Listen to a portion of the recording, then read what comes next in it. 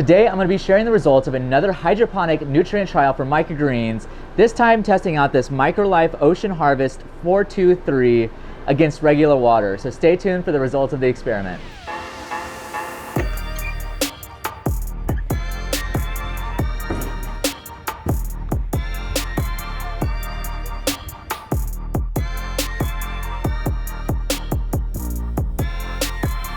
All right, y'all, so like I stated in the intro, what we're gonna be doing today is comparing the results of two trays that were grown with this MicroLife Ocean Harvest 423 nutrient that we actually got off of Amazon.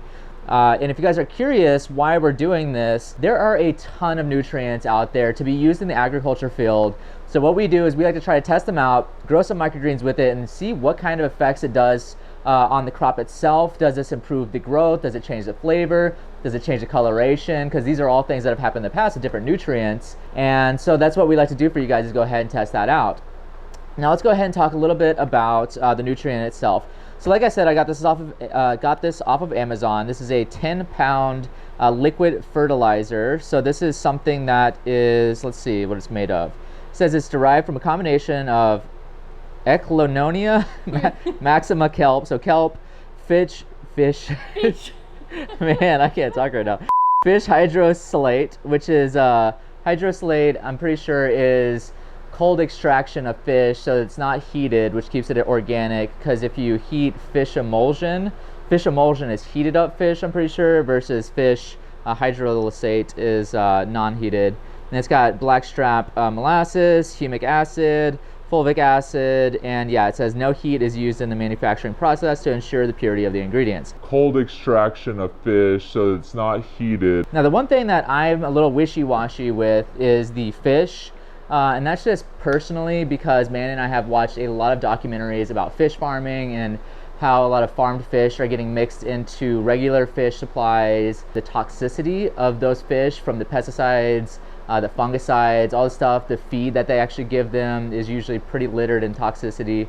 And actually fish can be some of the most toxic meat on the planet right now, which is pretty astonishing because I just think it's a pretty poor practice going on right now globally with fish. So that's my only slight concern ingredient wise with this. You know, it does say organic because they are just using fish and they're doing it, processing it in an organic method, but that doesn't tell me that this fish that they're using is 100%, you know, caught out in the middle of the ocean and hasn't been mixed at all with any fish that has been fish farmed or anything like that. So that's my only slight concern with that. I do want to share that just because I'm kind of personally on the fence right now with fish. It's been really concerning.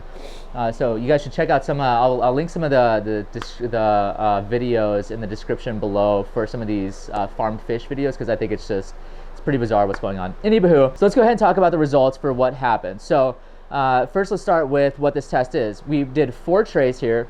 All of them use coco coir, which is basically ground up coconut shell as a grow medium.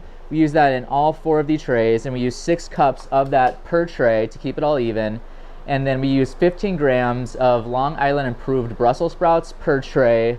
And these all went through the exact same germination process, which was 3 days underneath weight and then 2 days in blackout, which allowed these to stretch and stand up a little bit before being placed into the light. So these have been in the light for 5 days now. Now, as for the results of the experiment, I started to see differences in these 2 trays around day 7, which was second day in the light, where these have been receiving nutrients for 2 full days, is when we really begin to see the boost over here out of the 2 MicroLife trays. Looking side by side here, let's do this so we can kind of mix it up a little bit. Clean up on aisle 5. So this is how we had it placed on the shelf to kind of keep it a little bit even too. We had it staggered where there was 1 water, 1 with nutrient, 1 water, 1 with nutrient. And the reason we do that is because there's a fan on one side, and we want to try to make this test as even as possible.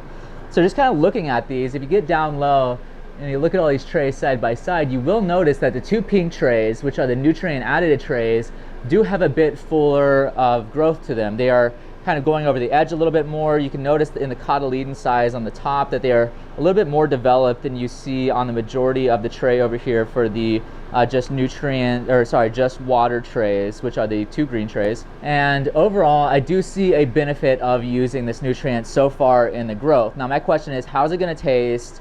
How much difference was the growth? And I guess we'll take a look at the appearance. Let me go ahead and turn off this purple light so we can get a little bit more accurate coloration here in all of these trays. So kind of glancing at this, I feel like I'm getting a different green out of the two nutrient added trays versus the water only trays. And this is where I kind of begin to argue a little bit with people. There's a group out there that thinks you shouldn't add any nutrients whatsoever to microgreens because the seeds have all the energy they need to actually sprout. That's true. They have enough energy to get started and kind of get going, but after that, you know, they're used to having something like a soil which has a lot of broken down minerals and bacteria that help it to actually develop into a plant. And that's where I think that adding these nutrients does provide a benefit. As you guys can see here, this is regular tap water that's just been filtered. And here we got the regular tap water that's been filtered with the added 1 ounce per gallon of that MicroLife. And I'm seeing a big difference here. So I would rather get a little bit bigger of a boost in growth and flavor and everything if it's possible through adding a little bit of nutrients, which is why I'm a big nutrient adding fan. And that's why I love to test it out for you guys so that I can suggest to y'all what works and what doesn't work, because there's actually a really well-known nutrient out there. It's probably one of the most popular nutrient in the entire world, actually, that we tested out, and it completely flopped. It did nothing. It actually performed worse than water, which I found surprising. If you guys are some OG fans, you probably know which video that is. But anywho, I'm kind of rambling here. Let's go ahead and focus on getting these harvested, and we will get some harvest weights, we'll do some taste testing, and we'll see how it tastes, because that is the #1 factor for microgreens. So I'll see you guys in just a second. Just a second.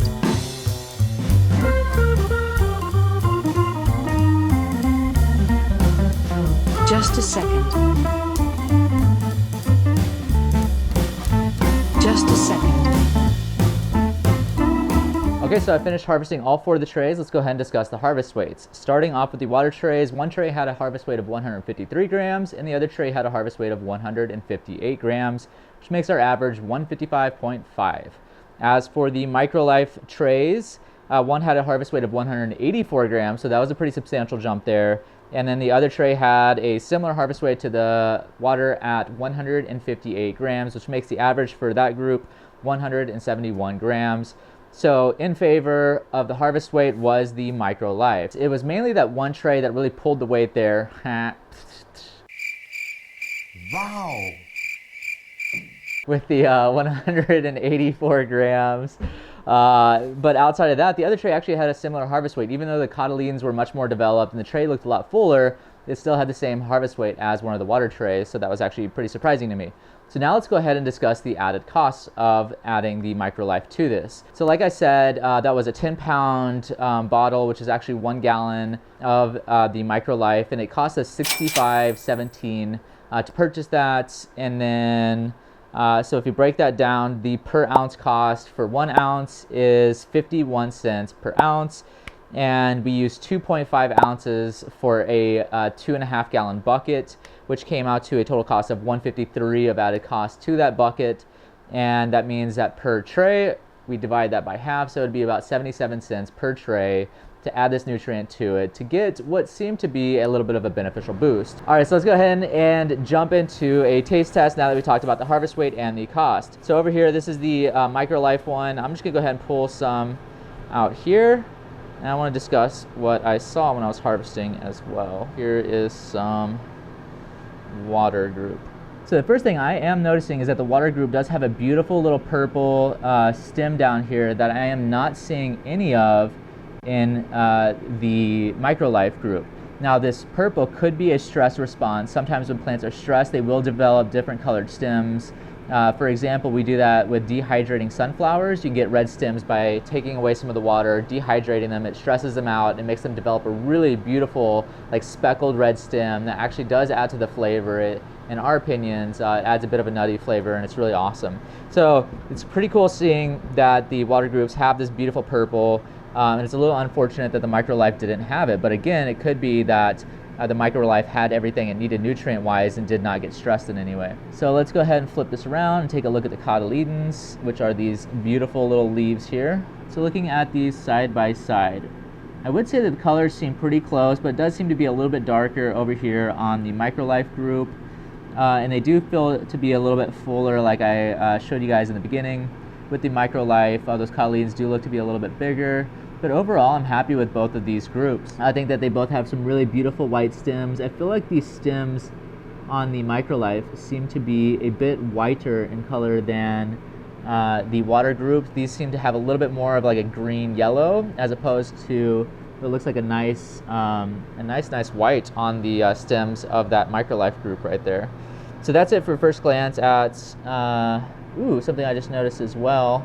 If we flip this and you look underneath the cotyledons, you also notice some of that purple happening underneath of these cotyledons on the water group, and you do not see hardly any of that on the MicroLife nutrient added group. So that's another benefit. So I'm gonna say winner of appearance here.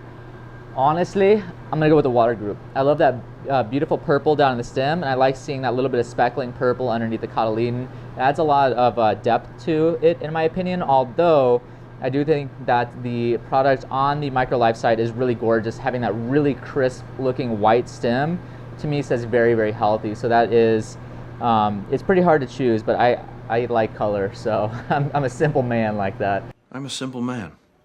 I like pretty dark-haired women and color. I'm gonna go with the water group being the winner in overall appearance. Now let's go ahead and do a little bit of a taste test and see how each one of these taste. Now generally I will do a blind taste test on this, but it takes a while, so I'm just gonna taste test it and give you guys my best, most unbiased opinion on it. Mandy, would you get me some coffee so I can clean my palate? No longer available. Should have got them when you had a chance. All right, y'all, which one do you think won in flavor? I'm gonna go ahead and have you guys guess. Was it the one with the nutrients added or just the regular water? Let me go ahead and discuss my findings personally for these tests. So as for let's start off with the water group. It was nice and crisp, had a really good brassica flavor to it, which is that kind of eggy flavor that you get from brassicas, such as broccolis, turnips, stuff like that. So I was really happy with the flavor on the water group. Nice and crisp. It chewed well, like it wasn't too mushy and it wasn't too firm, like it could be too woody sometimes.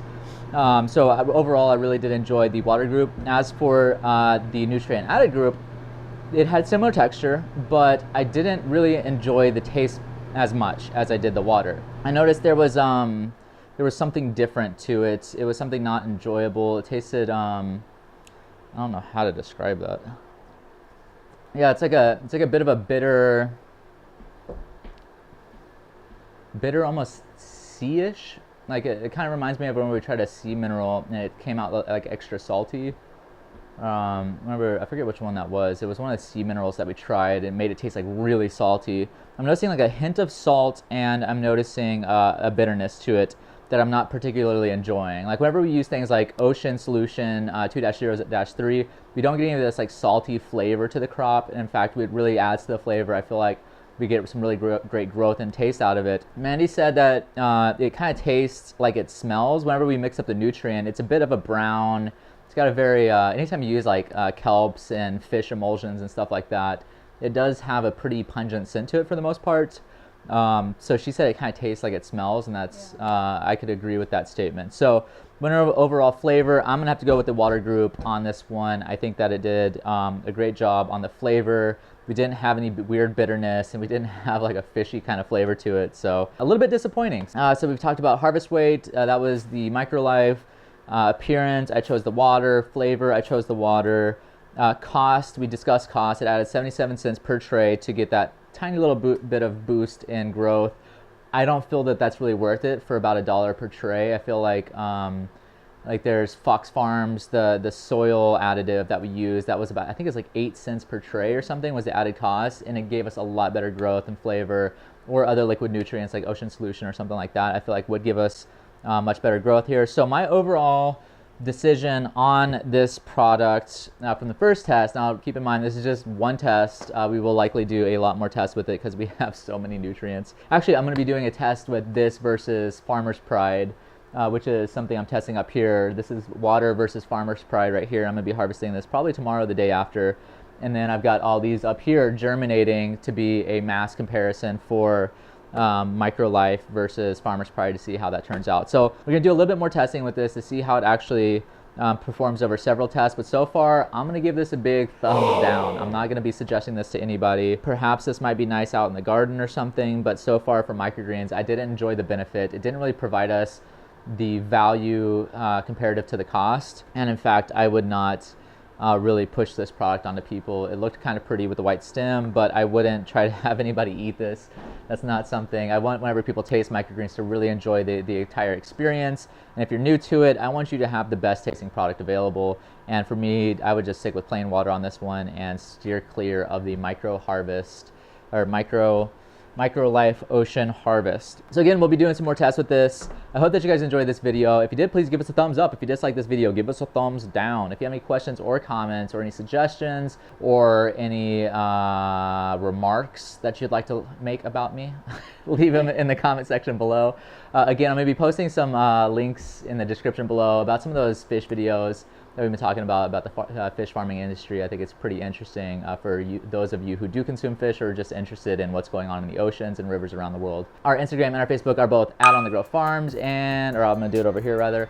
And our website is www.onthegrow.net, where we have all kinds of awesome stuff like merch. We have our ebooks, and we got our physical books coming soon on Amazon, so be sure to be looking out for that if you guys want to know how to grow microgreens like a champion and see what it's like, see what we suggest after 500 experiments with microgreens. Check out our ebook, Becoming a Microgreen Master. I hope you guys enjoyed it.